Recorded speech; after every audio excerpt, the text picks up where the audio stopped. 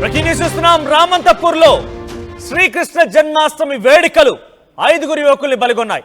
మొత్తంగా 9 మంది ఆ టస్కర్ లాగేందుకు ప్రయత్నం చేస్తే ఆ వీధుల వెంట వచ్చేటువంటి క్రమంలో పైనటువంటి విద్యుత్ తీగలు తగిలి కరెంట్ షాక్ కొట్టింది. 5 దుర్మరణం పాలయ్యారు.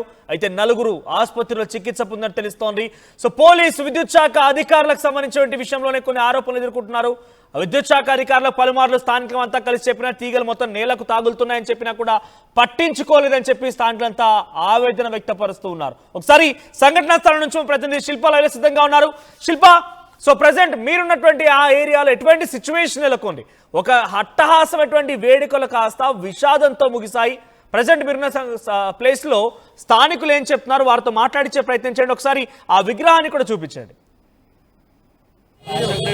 రామంతపూర్లోని కృష్ణాష్టమి వేడుకలోని ముగింపు దశలో ఈ విషాదం చోటు చేసుకుంది. ఈ విషాదంలో 5 మృతి చెందారు. మొత్తం 9 మంది ఇన్వాల్వ్ అవగా 5 మృతి చెందారు. ఇక్కడికిక్కడే ఇంకా 4 అయితే ప్రస్తుతం చికిత్స కొనసాగుతుంది. ప్రస్తుతం నేను ఇక్కడ స్పాట్ దగ్గర ఉన్నాను. మనకు కనిపిస్తున్నటువంటి ఈ విగ్రహం అనేది దాదాపు 4 నుండి 5 అడుగుల ఎత్తు మేర ఉంటుంది. అక్కడ మనకు కనిపిస్తున్నటువంటి ఏదైతే టాప్ ఉందో టాపు దానికి ఆనుకొనే వైర్లు అనేవి తెగిపడడంతో ఈ ఘటన జరిగినట్లు కూడా ఇక్కడ ఉన్నటువంటి స్థానికులు చెప్తున్నారు. ఏదైతే నిన్న వర్షం రావడం, అదేవిధంగా రాత్రిపూట కావడంతో అవి గమనించలేక ఒక్కసారిగా అక్కడ టాపుకి ఆ విద్యుత్ వైరు ఒక్కసారిగా తగలడంతో ఈ ఘటన జరిగినట్లు కూడా తెలుస్తుంది. ఒకవైపు టస్కర్ ఆగిపోవడంతో దాన్ని లాగడానికి 9 మంది యువకులు ప్రయత్నించారు. అందులో మొత్తం మీద 5 ఇక్కడికి మొత్తం స్పాట్లోనే మృతి చెందారు. మిగతా 4కి ప్రస్తుతం అయితే చికిత్స అందిస్తున్నారు. ఘటనా స్థలానికి ఒకవైపు ఎన్వీఎస్ ప్రభాకర్ గారు చేరుకొని ఇక్కడ ఘటనా స్థలాన్ని కూడా పరిశీలించి ప్రస్తుతం అంత పాటు ఎన్వీఎస్ ప్రభాకర్ గారు వారితో మాట్లాడదాం. అసలు ఈ ఘటన గురించి ఏం చెప్తారు, ఎవరిది నిర్లక్ష్యం అంటారు? ఇప్పుడు ముందుగా చెప్పాలంటే విద్యుత్ శక్తి సిబ్బంది ఏదైతే రెగ్యులర్ మెయింటెనెన్స్ ఉంటుందో హెచ్టీ లైన్స్ దగ్గర కానీ మామూలు లైన్స్ దగ్గర కానీ అది లోపించినట్టుగా కనబడ్డది ఒకటి. తర్వాత ఇట్లాంటి విశేషమైనటువంటి ఊరేగింపులు ఉన్నప్పుడు, ఉత్సవాలు జరుగుతున్నప్పుడు, సామాజిక కార్యక్రమాలు జరిగినప్పుడు వందల సంఖ్యలో వేల సంఖ్యలో జనం పాల్గొనేటువంటి అవకాశం ఉంటుంది. ఆ సందర్భంలో అయినా కనీసమైనటువంటి జాగ్రత్తలు తీసుకోవటం కొరకు నిర్వాహకులకి విద్యుత్ సిబ్బంది చెప్పాలి, పోలీసులు అలాగే సహకరించి విషయాన్ని తెలియజేయాలి. దాంతోపాటు మెయింటెనెన్స్ కోసం ఆ ఊరేగింపు దాటేంత సమయంలో అన్న విద్యుత్ శక్తి సంబంధించినటువంటి సిబ్బంది ఉంటే ఇలాంటి యొక్క సంఘటనలు నివారించవచ్చు, ప్రాణ నష్టాలను కూడా నివారించడానికి అవకాశం ఉంటుండే. మరి హైదరాబాద్ మహానగరం వినాయక ఉత్సవాలకు ఫేమస్, కృష్ణాష్టమికి ఫేమస్, అట్లాగే దసరా శరన్నవరాత్రులు ఉత్సవాలకు కూడా ఫేమస్. ఈ సమయంలో భారీ విగ్రహాలు ఉంటాయి, మరి భారీ సంఖ్యలో భక్తులు ఉంటారు. మరి ఈ యొక్క సహకారం సమన్వయంతో పాటు ఇటు జిహెచ్ఎంసీ, ఎలక్ట్రిసిటీ సిబ్బంది, పోలీసులు సహకరించుకుంటూ ఇవన్నీ కూడా జాగ్రత్తలు తీసుకోవాలి. ఇట్లా నిర్వాహకుల వైపు నుంచి కూడా పాత్ర ఉంటుంది. వాళ్ళు సలహాలు ఇవ్వటం మేరకు వీళ్ళు పాటించడం అనేది జరుగుతుండాలి. కానీ ఈ సంఘటన చాలా దురదృష్టకరమైనటువంటి సంఘటన. ఎక్కడ కూడా ఇలాంటి సంఘటనలు పునరావృతం కాకుండా ఉండాలని చెప్పని కోరుకుంటున్నాం. ఈ యొక్క సంఘటనలో మరణించినటువంటి కుటుంబాలకి, వాళ్ళ యొక్క ఈ వ్యక్తులకి నష్టపరిహారం ప్రభుత్వమే భరించాలి, ప్రభుత్వమే ఇవ్వాలన్నది నా యొక్క డిమాండ్. ఈ అంశాన్ని నేను సంబంధిత ఉన్నతాధికారులకు కూడా తీసుకుపోతాను, ప్రభుత్వం దృష్టికి కూడా తీసుకొస్తానని చెప్పి తెలియజేస్తాను. నగరం గణేష్ వేడుకలకు సిద్ధమవుతుంది. గణేష్ విగ్రహాలనే భారీ ఎత్తులో ఉంటాయి. ఇది కేవలం 5 అడుగుల మేరనే ఉన్నది. అయినప్పటికీ ఇలాంటివి జరిగింది. ఏం చెప్తారు అటు జిహెచ్ఎంసీ అధికారులు కావచ్చు, రాష్ట్ర ప్రభుత్వానికి దీని గురించి? ఇప్పుడు ఒక్కసారి చూడండి, హెచ్టీ లైన్లో ఎంత ఉన్నది, 5-6 అడుగుల కంటే ఎక్కువ తేడా లేదు. ఒకసారి అటు చూడండి, మీ కెమెరా అటు తిప్పండి, అటు చూడండి. మన రకరకాల వైర్లు కరెంటు స్తంభాలకి ఏ రకంగా ఉన్నాయో చూడండి. ఇప్పుడు ఇవన్నీ ప్రమాదాలకి కారణమవుతా ఉంది. దాంతోపాటు భారీ వర్షం ఒకవైపున, మెయింటెనెన్స్ లోపం మరొక వైపున. ఆ సమయంలో ఏ తీగ తగిలినా, ఏ నీరు దాని నుంచి పాస్ అవుతున్నా కూడా విద్యుత్ పాస్ అయ్యే అవకాశం ఉంది దాని గుణ ప్రకారంగా. అట్లా ఇక్కడ జరిగినటువంటి ఒక సంఘటన కాబట్టి పునరావృతం కాకూడదు. ఒకసారి ఈ యొక్క విషయం పైన ప్రభుత్వం స్పందించాలి. అసలు మేము ఎమ్మెల్యేగా ఉన్న సమయంలో నో వైర్ సిస్టమ్ చేస్తామని చెప్పని స్మార్ట్ సిటీ కింద ప్రత్యేక నిధులు కూడా వచ్చినాయి. కానీ అప్పటి నుంచి ఇప్పటి వరకు దాని గురించి దృష్టి లేదు, పాత్ర లేదు.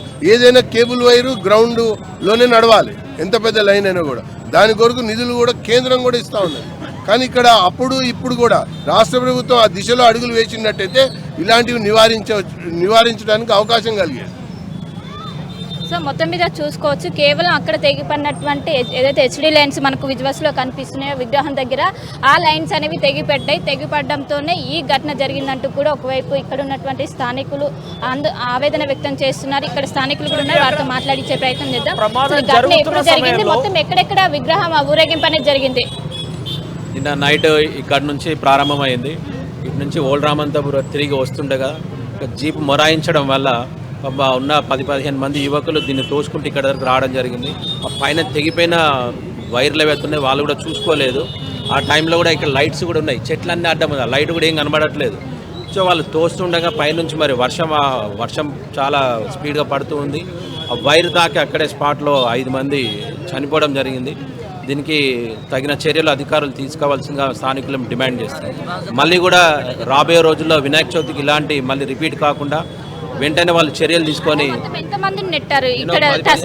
15 మంది వరకు చూసుకుంటూ వచ్చారు.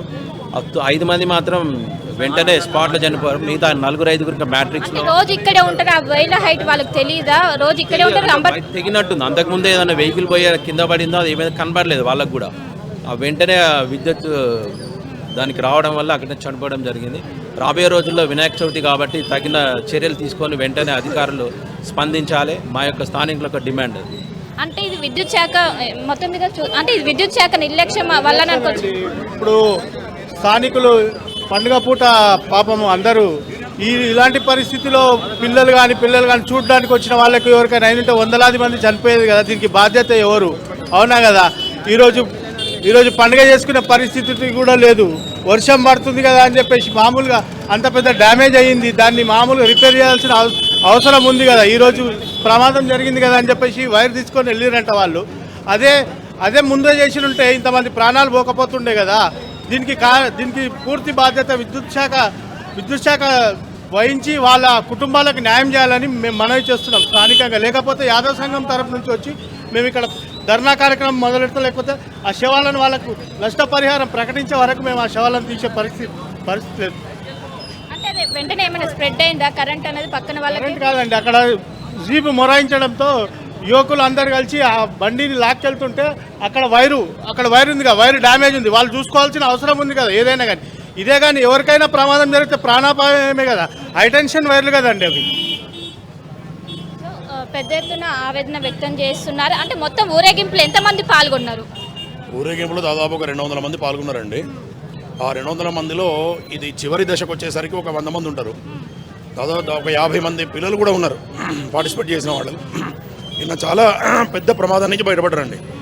ఇది చాలా పెద్ద ప్రమాదం. ఇది ఒక 5గురితో ముగించేది కాదు, దాదాపు కొంత 100 మందికి ఎఫెక్ట్ అయ్యేది. అంటే ఇక్కడ ఉన్నటువంటి పరిస్థితులు ఎలా ఉన్నాయి కదా అంటే అందరూ చూస్తారు, అధికారులు వస్తారు, విద్యుత్ అధికారులు చూస్తారు, అందరూ చూస్తారు, బట్ ఎవరు కూడా యాక్షన్ తీసుకోరు. ఇప్పుడు ఇక్కడ ఈ సరౌండింగ్స్లో చూసుకుంటే ఒక్కొక్క పోల్కి ఒక 100 వైర్లు ఉన్నాయండి. దీంట్లో కరెంట్ వైర్ ఏది, కేబుల్ వైర్ ఏది ఏదో తెలియదు. పబ్లిక్ కూడా అక్కడ నిలబడి చూస్తారు ప్రోగ్రామ్ని.